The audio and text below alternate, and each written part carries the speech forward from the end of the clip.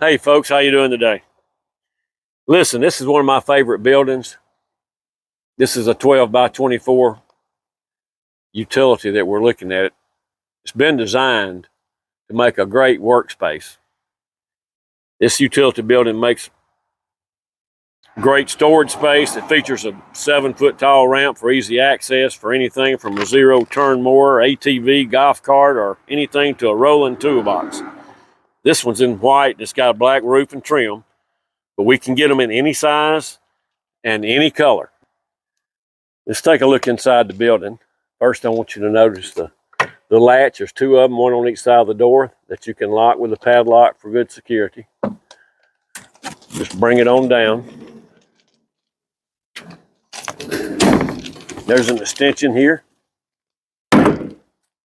All you have to do is flip it over and you're ready to go. I want you to see how spacious this is. A 12 by 24. It's got Legacy, Louisiana Pacific flooring, 2x3 window, and this is the access door here, a 36-inch door. But look back here, folks. You've got a workbench that goes the entire width of the building, 12 foot.